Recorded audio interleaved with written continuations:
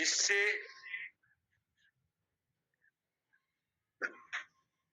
उस अक्षर पुरुष संगत सत्य का ज्ञान होता है, उस पराविद्या का वर्णन किया गया है, जिसका ज्ञान होने पर हृदय ग्रंथि आदि संसार के कारण का आत्यांतिक नाश हो जाता है तथा धनुर्ग्रहण आदि की कल्पना से उसके साक्षात्कार के उपाय योग का भी उल्लेख किया गया। अब उसके सहकारी सत्यादि साधनों का वर्णन करना है। इसी के लिए आगे का ग्रंथ आरंभ किया जाता है। यद्यपि ऊपर तत्व का निश्चय किया जा चुका है, तो भी अत्यंत दुर्बोध होने के कारण उसका प्रधानता से दूसरी तरह फिर निश्चय किया जाता है। अतः परमार्थ वस्तु को समझने के लिए पहले इस सूत्रभूत मंत्र का उपन्यास उल्लेख करते हैं। अभी हम एक बार फिर से पढ़ते हैं। प्रक्रांतर से ब्रह्म निरूपण, जिससे उस अक्षर पुरुष संज्ञक सत्य का ज्ञान होता है, उस पराविद्या का वर्णन किया गया, जिसका ज्ञान होने पर हृदय ग्रंथि आदि संसार के कारण का आत्यांतिक नाश हो जाता है तथा धनुर्ग्रहण आदि की कल्पना से उसके साक्षात्कार के उपाय योग का भी उल्लेख किया गया। अब उसके सहकारी सत्य आदि साधनों का वर्णन करना है। इसी के लिए आगे का ग्रंथ आरंभ किया जाता है। यद्यपि ऊपर तत्व का निश्चय किया जा चुका है, तो भी अत्यंत दुर्बोध होने के कारण उसका प्रधानता से दूसरी तरह फिर निश्चय किया जाता है। अतः परमार्थ वस्तु के समझने के लिए पहले इस सूत्रभूत मंत्र का उपन्यास उल्लेख करते हैं। तो यहाँ पर पहली लाइन में जैसे बतलाया कि जिससे अक्षर पुरुष संज्ञक सत्य का ज्ञान होता है, तो अक्षर पुरुष संज्ञक का ज्ञान वही है जैसे अभी हमने 15वें पुरुषोत्तम योग में पढ़ा था। तो क्षर अक्षर पुरुष संज्ञक, तो ये जो पूरा श्रृंखला है कि जो ब्रह्म का जो निरूपण किया गया, जो पिछले श्लोक में हर श्लोक में उसी का निरूपण किया गया था, तो उसका जो सत्य का ज्ञान होता है इसी को पराविद्या कहते हैं। तो तब जब हमको इंटरलाइज हो जाती है तो इसी का नाम पराविद्या होता है। और इसका जो फल भी बतला दिया। फल क्या था? जो हृदय ग्रंथि आदि संसार के कारण का आत्यांतिक नाश हो जाता है। तो हृदय ग्रंथि क्या है? जो हमारे अंदर जो दोष होते हैं हमारे अंतःकरण के, काम क्रोध लोभ मोह मद मत्सर करके, और उन्हीं के जो बाई प्रोडक्ट्स होते हैं, उन्हीं के जो है डिफरेंट कम्बिनेशन में जो एक्सप्रेशंस होते हैं, अभिव्यक्तियां होती हैं, जितनी भी मानसिक ग्रंथियां हैं वो सभी, और जिनको आजकल के मॉडर्न टाइम्स में जितने भी मानसिक रोग बोलते हैं, तो उन्हीं का जो पूरा जो हृदय ग्रंथि है उसी से उत्पन्न होता है। तो 6 तो उसमें हमारे शास्त्रों में 6 बता दिए गए, और बाकी सभी उन्हीं 6 के कम्बिनेशन होते हैं। तो उनका आत्यांतिक नाश का अर्थ होता है कि एक बार जब ये ज्ञान हो जाता है, स्पष्टता हो जाती है इस विषय में, तो फिर ये दोबारा अपना सिर नहीं उठाते। और फिर उसी को प्राप्त करने के लिए, ब्रह्म विद्या का जो प्राप्त करने के लिए जो साधन है, तो पहले भी हमने डिस्कस किया था कि वो जो धनुष और बाण का जो उदाहरण दिया था, तो उसी को चित्त एकाग्रता, और जो चित्त जो मल में चित्त दोष होते हैं, मल दोष होते हैं, तो उनको राग द्वेष करके जो उनको खत्म करने के लिए उपाय भी बताए थे। तो जो उसमें साधन भी बतला दिया, साध्य भी बताया, फिर इसका सबका निश्चय भी कर दिया। जैसे आखिरी श्लोक था, इससे पूर्ण निश्चय कर दिया उस ज्ञान का, ब्रह्म विद्या का। तो फिर कहते हैं कि फिर ये निश्चय कर दिया तो फिर दोबारा निश्चय करने की क्या जरूरत है? तो भास्कर कहते हैं कि ये दुर्बोध होने के कारण।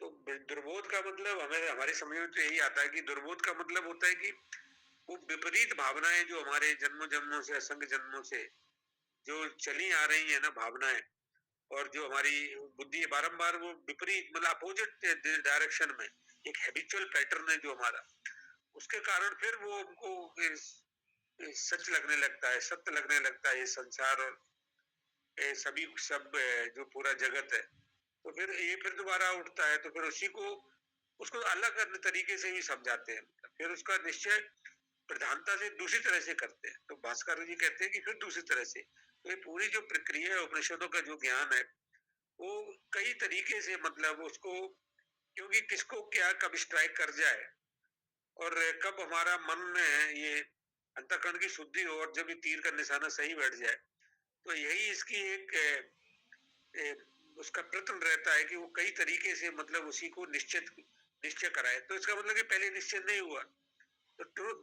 वास्तव में वही सत्य है कि हम साधक ही रहते हैं, कभी कभी क्लेम करने लगते हैं इस ज्ञान का, लेकिन वो जैसे भी हम देखते हैं कि हम जब व्यवहार में जाते हैं उतरते हैं, तो फिर वो बारंबार हम इसी का शिकार हो जाते हैं जिसको बतलाया है हृदय ग्रंथियों की। तो फिर हमको दूसरी तरीके से समझना है उसको। तो ये जो प्रक्रिया है, फिर ये थोड़ी प्रक्रिया एक कंटिन्यूसली इसलिए कहते हैं कि भाष्यकार की वो आगे बढ़ाते हैं। पहले फिर शुद्धबुद्ध मंत्र जो पहला मंत्र दिया गया है, जो फिर उदाहरण रूप में है, जो रूपक है बहुत फेमस रूपक है इसको एक्चुअली, एक पेड़ पे दो पक्षी बैठे हैं। तो अभी कोई रामनाथ जी कोई और विषय में कुछ अपना बताना चाहे संबंध भाष के विषय में? रामनाथ जी अभी आप अवेलेबल हैं? उस समय मेरा यहाँ उंगली कहीं पड़ गया था किसी पर, वो बंद हो गया था, खोजते खोजते 1-2 मिनट लग गया। अच्छा, हरिओम हरिओम। आप बताइए संबंध भाष के विषय। दिनेश जी, जिस समय गोपाल चंद्र जी बोल रहे थे, तो मेरे मन में उनके उसमें ही अनुमोदन में ही दो चीज हमारे ये गोस्वामी तुलसीदास जी के चौपाइयों से और उनके बाल कांड के प्रथम श्लोक में आया था, तो उसको मैं थोड़ा सा 2 मिनट के अंदर शेयर करना चाहता हूँ। करिए सर, करिए।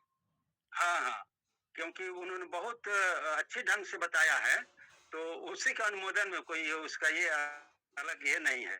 देखिए जो कहा है बालकांड का में प्रथम में मंत्र जो श्लोक हुआ है, उसमें तुलसीदास जी ने कहा है कि जन्म आया बसवर्ती विश्वम अखिलम ब्रह्मादि देवासुरा, और ये लाइन ध्यान देने की है कि जत सत्वाद अमृषैव भांति सकलम रजौ जथा अहेर ब्रह्म।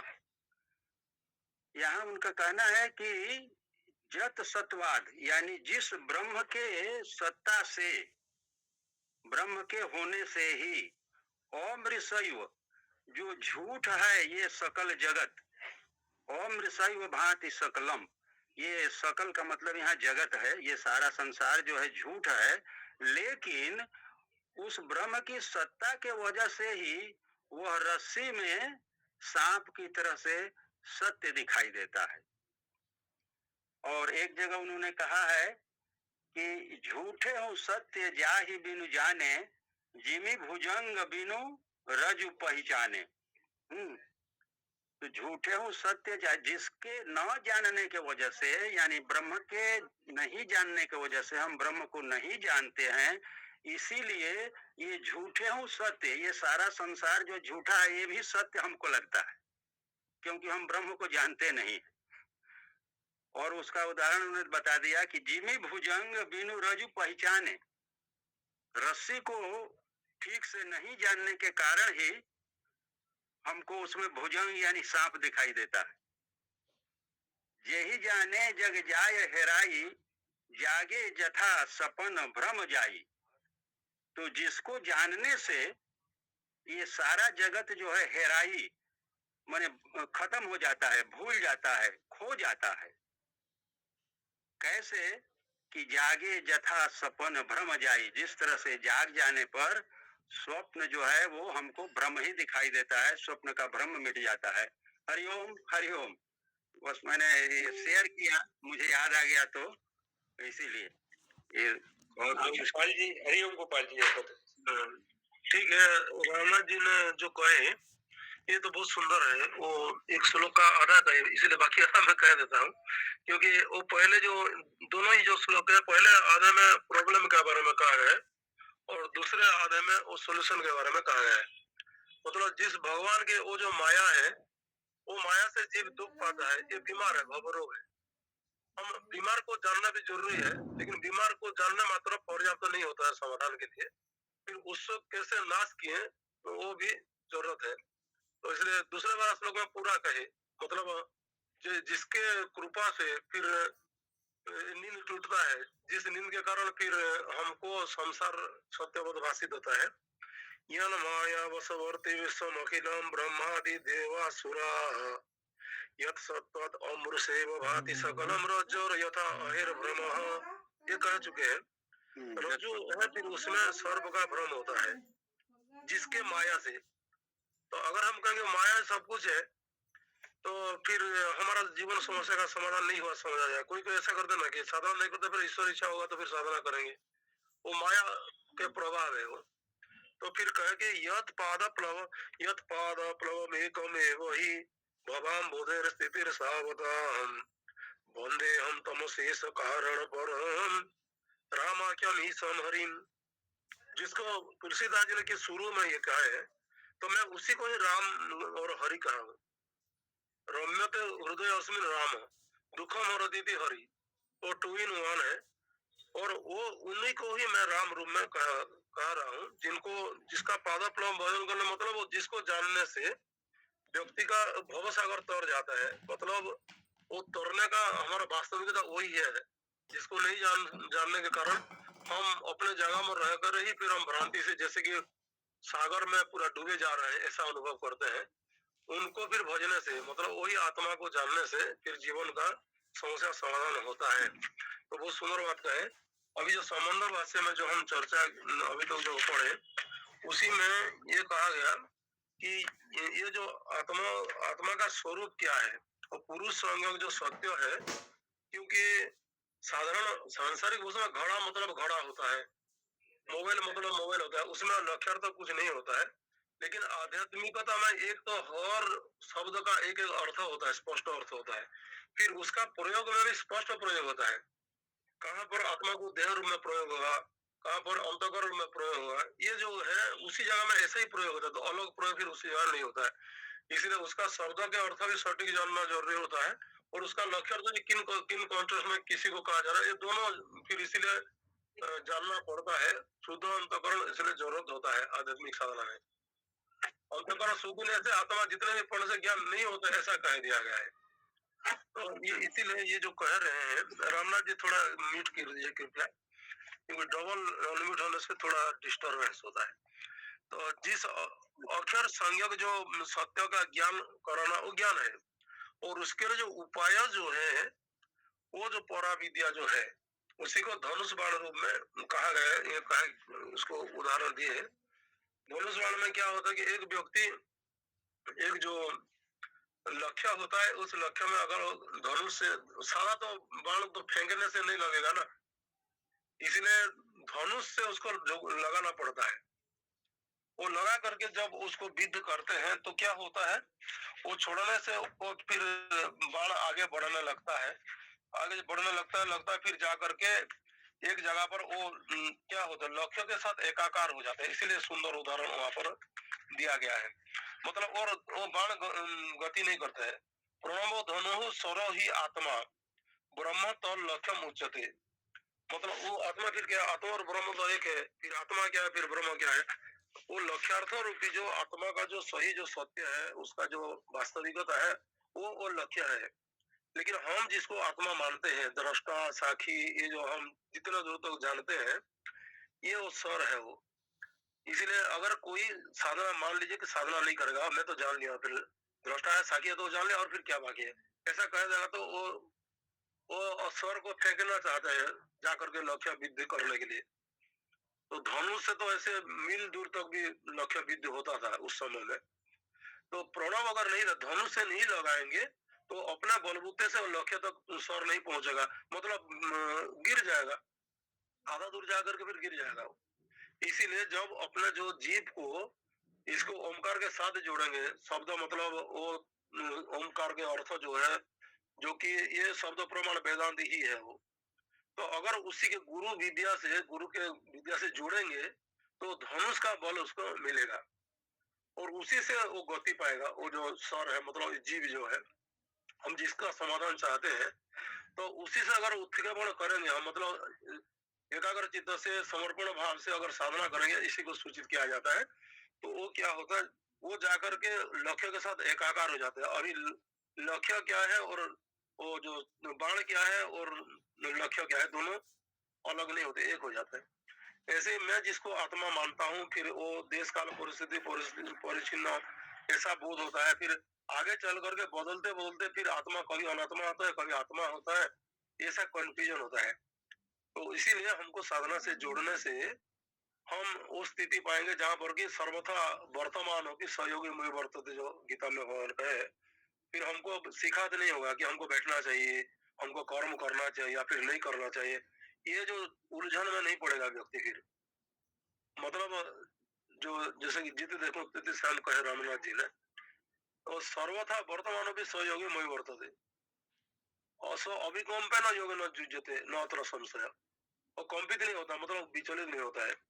उसी बात को यहाँ इंट्रोडक्शन में कहे कि वो आत्यंतिक नाश हो जाता है, वो जो अज्ञानता का फिर दोबारा लौटता नहीं है, ऐसा नाश होता है। वही दृढ़ ज्ञान है। हृदय ग्रंथि आदि संसार के कारण का आत्यंतिक नाश हो जाता है। वो नाश होकर फिर हमारा जो हाँ समझ गया, हमारा पूरा ज्ञान हो गया, फिर वो ज्ञान क्या होता है, दोबारा अज्ञान को कन्वर्ट होने के लिए होता है ना।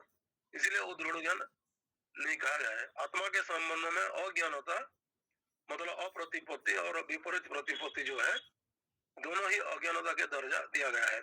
इसलिए फिर हमको साधना करना पड़ता है ताकि लक्ष्य विद हो और लक्ष्य के साथ एकाकार हो जाओ। ऐसा एकाकार हो जाओ जैसे कि नमक का ढेला पानी में घुल जाता है, वो दोबारा लौटने के लिए फिर ना पाए हम अहंकार को। इसी को दृढ़ ज्ञान कहा गया है, क्योंकि वो दुर्बोध्य है, इसलिए भिन्न भिन्न दृष्टिकोण से समझा जाता है, इसी को कहा जा रहा है। हरिओम। हरिओम। समय हो गया है, रामनाथ जी का भजन होगा। प्रतिज्ञा कौन करेंगे? तो एक काम करता हूँ, मैं शांति मंत्र पढ़ता हूँ, तब तक आप लोग प्रतिज्ञा। दिनेश जी का आग्रह था, एक तो ये मंत्र तो पढ़ी दे, आज का जो संबंध भाष्य का अर्थ हम लोग कल ले लेंगे। वा सुपर्णा सयुजा सखाया समानं वृक्षं परिसस्वजाते तयोरन्य पीप्पलं स्वादवत्य नश्नन् अन्यो अभिचाकसीति। वा सुपर्णा सयुजा सखाया समानं वृक्षं परिसस्वजाते तयोरन्य पिप्पलं स्वादवत्य नश्नन्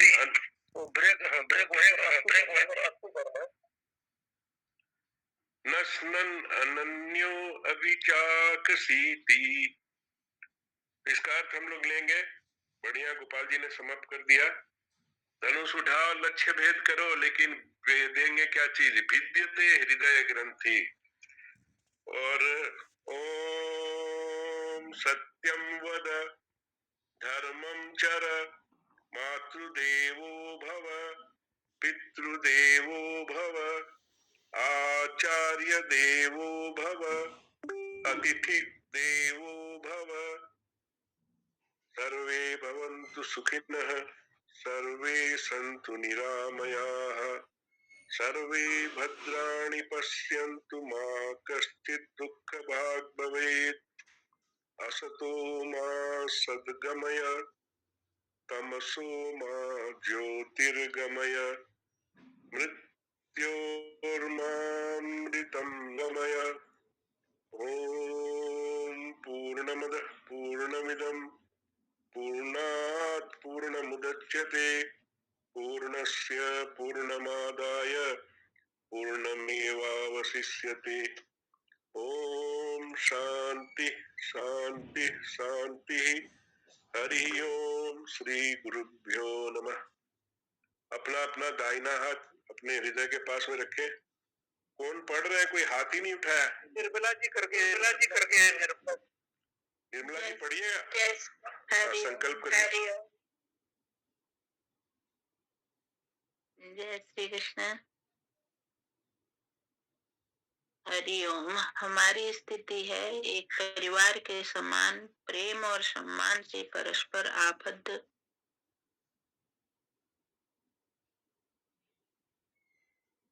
कटिबद्ध हैं संघर्ष करने को निम्न वृत्तियों और थोथे आदर्शों के विरुद्ध, जिनका चाल है हमारे अंदर और बाहर सर्वत्र। हम जीते हैं ईमानदारी से, त्याग और सेवा का उत्तम जीवन उत्पन्न करते हैं, उपभोग से अधिक लेते हैं, जितना देते हैं कहीं अधिक। हम बने हैं आकांक्षी प्रभु की कृपा के, जो चलावे हमें गुण साहस और ज्ञान के मार्ग पर। आपकी कृपा और आशीष हे प्रभु हमारे माध्यम से बहे चार विश्व में चारों ओर। हमारा विश्वास है कि स्वदेश सेवा ही परमेश्वर की सेवा है और जनता की भक्ति ही परमात्मा की भक्ति है। हम समझते हैं अपना दायित्व, दो योग्यता और साहस की हम पूरा करें उसे। ओम तत्सत। हमारा ध्येय अधिकाधिक लोगों को अधिकाधिक समय के लिए अधिकाधिक खुशी प्रदान करना। हरिओम।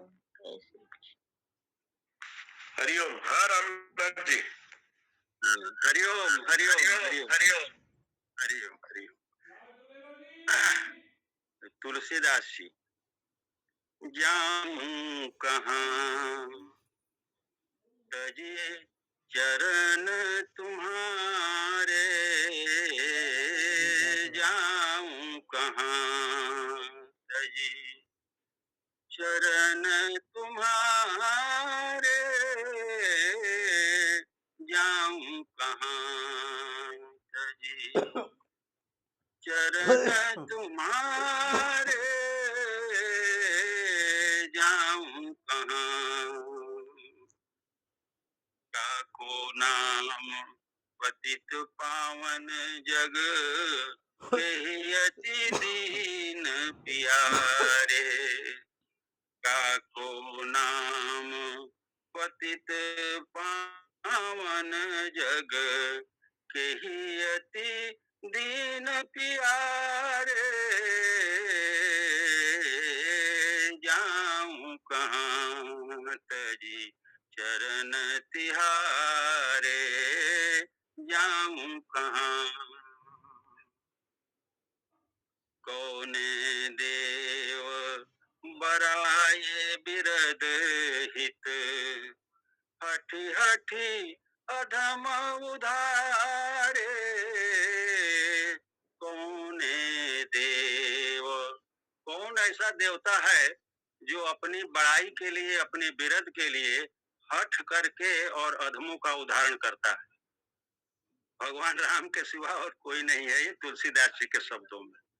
कौने देव बराई बिरद हित, हठी हठी अधम उधारे।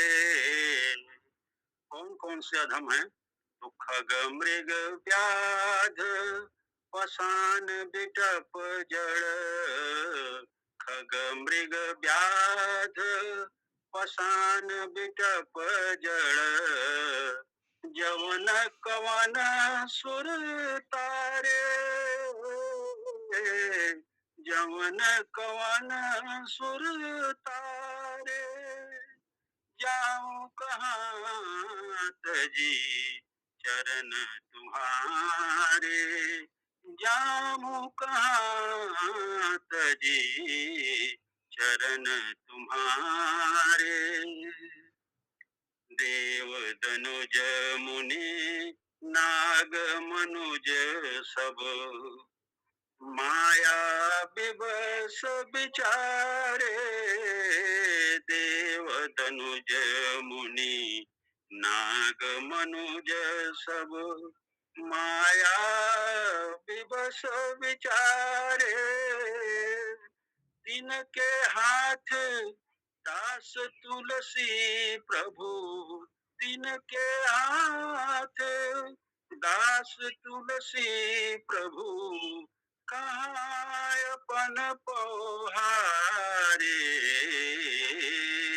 जाऊं कहाँ तजी चरण तिहारे, जाऊं कहाँ तजी चरण तुम्हारे।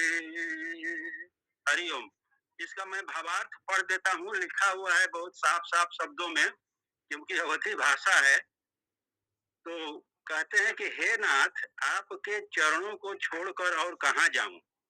संसार में पतित पावन नाम और किसका है। आपकी भांति दीन दुखियारे किसे बहुत प्यारे हैं।